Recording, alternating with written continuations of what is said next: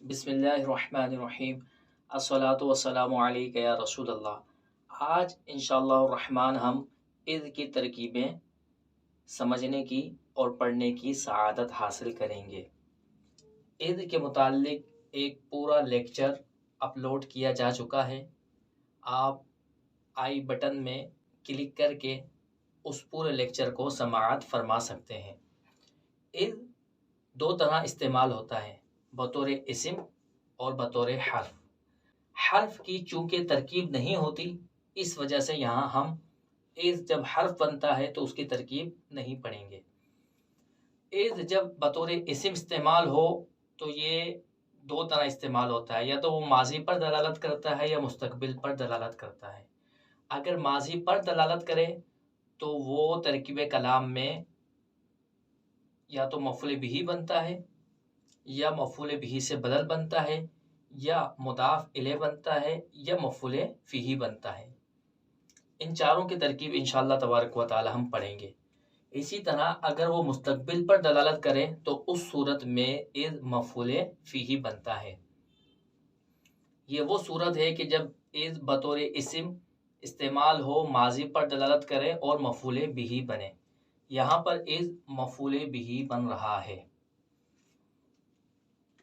واو حسب ما قبلہا، واو حسب ما قبلہا ہر وہ واو کہلائے گی کہ جو جملے کی ابتدا میں آئے اور اس سے پہلے والے جملے کا ہمیں علم نہ ہو، تو یہ واو حسب ما قبلہا ہے، یعنی یہ وہ واو ہے کہ جو اپنے ما قبل کے مطابق ہے۔ اذکرو یہ فعل امر ہے، فعل امر ہے اور صیغہ جمع مذکر حاضر ہے، اور اس کے اندر جو فاعل ہے یہ واو ضمیر اس کا فاعل ہے۔ یہ ضمیر بارز ہے، ضمیر مرفوع متصل بارز، یہ اس کا فاعل ہے۔ اور اذ یہ چونکہ جملے کی طرف مضاف ہوتا ہے، یہ مضاف ہو رہا ہے اور یہاں پر یہ مفعول بہ بن رہا ہے۔ اللہ تبارک و تعالی ارشاد فرما رہا ہے، اور یاد کرو اذ، کیا یاد کرو؟ یاد کرنے کا فعل کس پر واقع ہو رہا ہے؟ اذ کنتم قلیلا، جب تم تھوڑے تھے، فکثرکم، تو اللہ نے تمہیں زیادہ کر دیا۔ تو یہ یاد کرنے کا فعل اذ پر واقع ہو رہا ہے، اس وجہ سے اذ مفعول بہ بن رہا ہے، اور یہ افعال ناقصہ میں سے ہے۔ کانا فعل ناقص، اور یہ تم ضمیر جو ہے یہ اس کا اسم ہے، ضمیر مرفوع متصل کانا کا اسم ہے، اور قلیلاً یہ کانا کی خبر ہے۔ کانا فعل ناقص اپنے اسم اور خبر سے مل کر یہ جملہ فعلیہ ہو کر یہ بنے گا معطوف علیہ۔ فا حرف عطف ہے، کثرہ فعل ہے، فعل ماضی، اس کے اندر ہوا ضمیر اس کا فاعل ہے، اس کو ہم کہیں گے ضمیر مرفوع متصل مستتر جوازن، اور کم ضمیر یہ مفعول بہ ہے۔ فعل اپنے فاعل اور مفعول بہ سے مل کر جملہ فعلیہ ہو کر معطوف علیہ اپنے معطوف سے مل کر یہ بنے گا اذ کے لیے مضاف الیہ۔ چونکہ اذ جملے کی طرف مضاف ہوتا ہے، یہ مضاف ہوتا ہے، اس کے بعد جو جملہ آتا ہے وہ مضاف الیہ ہوتا ہے، لیکن چونکہ جملہ مبنی ہوتا ہے لہذا اس کے اوپر حالت جری لفظوں میں نظر نہیں آئے گی، بلکہ وہ مجرور ہوگا محلن، محل کے اعتبار سے، جگہ کے اعتبار سے وہ مجرور کہلائے گا۔ تو فعل امر اپنے فاعل اور مفعول بہ سے مل کر جملہ فعلیہ خبریہ ہوا۔ دوسری صورت جب اذ بطور اسم استعمال ہو ماضی پر دلالت کرے تو وہ مفعول بھی سے بدل بنے گا. واو حسب ما قبلہا، اذکر فعل امر، اور یہ صیغہ ہے واحد مذکر حاضر، اور واحد مذکر حاضر کے اندر ضمیر کو پوشیدہ رکھنا واجب ہوتا ہے. ضمیر کے متعلق بھی ایک پورا لیکچر اپلوڈ کیا جا چکا ہے، اس کو آپ دیکھ سکتے ہیں. اذکر فعل امر، انتا ضمیر اس میں اس کا فاعل، فی جار اور الکتابی مجرور. جار مجرور مل کر یہ بنے ظرف لغ اور اذکر فعل کے متعلق ہوئے، جبکہ مریم اذکر فعل کے لیے مفعول بھی واقع ہو رہا ہے. وذکر اور یاد کرو فی الکتابی کتاب میں مریم کو. اب یہ جو اذ استعمال ہوا ہے یہاں پر، یہ مریم سے بدل واقع ہو رہا ہے. یہ حضرت مریم کی ایک حالت ہے. اللہ تعالیٰ فرما رہا ہے کہ مریم کو ذکر کرو، یعنی حضرت مریم کی وہ حالت ذکر کرو کہ جس کے اندر وہ اپنے گھر والوں سے جدا ہو کر ایک طرف چلی گئی تھی، مقام مشرق کی طرف چلی گئی تھی. تو یہ جو حالت ہے، اس حالت کا تعلق حضرت مریم رضی اللہ تعالی عنہا کے ساتھ ہے. لہذا یہ جو اذ مریم سے بدل بن رہا ہے، یہ بدل اشتمال ہے. بدل اشتمال وہ ہوتا ہے کہ مبدل منہ کے ساتھ اس کا تعلق ہوتا ہے. تو یہاں پر اذ چونکہ جملے کی طرف مضاف ہوتا ہے، ہم اس کو بنائیں گے بدل مضاف. اور انتبذت فعل ماضی، اور اس کے اندر ہیا ضمیر اس کا فاعل، اس کو ہم کہیں گے ضمیر مرفوع متصل مستتر جوازن. اور من حرف جار ہے، آلہا مضاف الیہ مل کر مجرور، جار مجرور مل کر ظرف لغ، فعل اپنے فاعل اور ظرف لغ سے مل کر جملہ فعلیہ ہو کر نے کا مضاف الیہ. مریم مفعول بھی بنے گا، لیکن ہم ڈائریکٹ اس کو مفعول بھی نہیں بنائیں گے، پہلے ہم اس کو بنائیں گے مبدل منہ بنا کر، اور اس کو بدل بنا کر مبدل منہ اپنے بدل سے مل کر یہ بن جائے گا مفعول بھی. فعل اپنے فاعل ظرف لغ اور مفعول بھی سے مل کر جملہ فعلیہ خبریہ ہوا. تیسری صورت جب اذ بطور اسم استعمال ہو ماضی پر دلالت کرے تو مضاف الیہ واقع ہوتا ہے ترکیب کلام میں. اس کی مثال یہ ہے لا تزغ قلوبنا. یہ اللہ تعالیٰ سے دعا کی جا رہی ہے کہ اے ہمارے رب، ہمارے دلوں میں کجی مت ڈال، ٹیڑھا پن ہمارے دلوں میں مت ڈال، بعد اذ ہدیتنا، ہمیں ہدایت دینے کے بعد. تو لا تزغ ویسے تو یہ دعا ہے، لیکن اس کی ترکیب یوں کریں گے لا تزغ فعل نہیں، اور اس میں انتا ضمیر اس کا فاعل جو کہ وجوباً اس کے اندر پوشیدہ ہے، ضمیر مرفوع متصل مستتر وجوباً.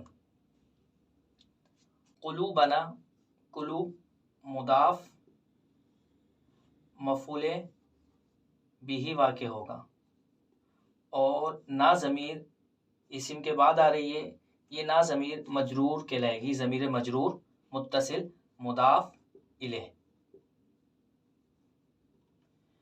اور بعد یہ مفعول فیہ کہلائے گا، یہ مضاف ہو رہا ہے آگے والے اسم کی طرف. آگے جو اسم ہے یہ اذ ہے، یہ مضاف الیہ بن رہا ہے بعد کے لیے، خود مضاف الیہ بھی بن رہا ہے، اور چونکہ جملے کی طرف مضاف ہوتا ہے تو آگے والے کے لیے یہ خود بھی مضاف بن رہا ہے.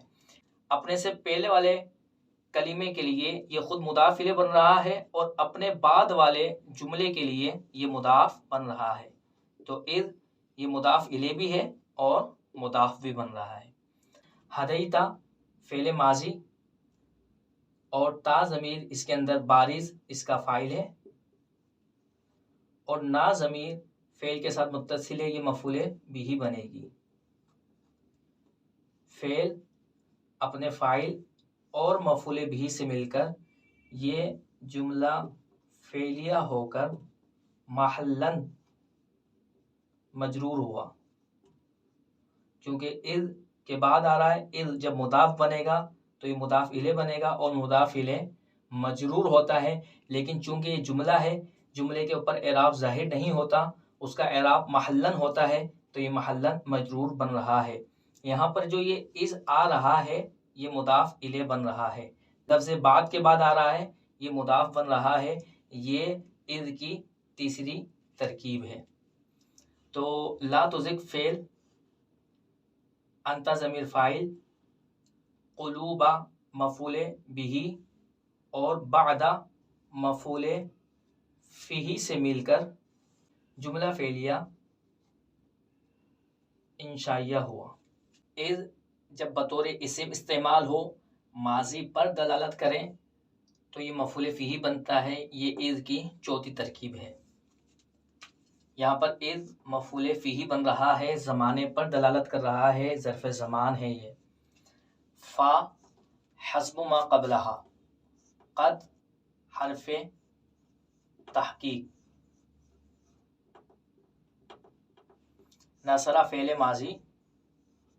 اب فاعل یہاں پر سامنے ظاہر ہے، اس میں جلالت، تو ہم اس کے اندر فاعل نہیں نکالیں گے، اور یہ ہا ضمیر فعل کے ساتھ متصل ہے، یہ بنے گی مفعول بھی، اس کو بولیں گے ضمیر منصوب متصل، اور اللہ اس میں جلالت فاعل۔ اذ یہ مضاف ہو رہا ہے آنے والے جملے کی طرف، اور یہ مفعول فیہ بنے گا، اور ماضی پر دلالت کر رہا ہے۔ اخرجہ فعل ہے، اور اخرجہ فعل ہے۔ یہ ہا ضمیر جو فعل کے ساتھ متصل ہے، یہ ضمیر منصوب متصل ہے، اور یہ مفعول بھی واقع ہوتی ہے۔ الذین یہ اس میں موصول ہے۔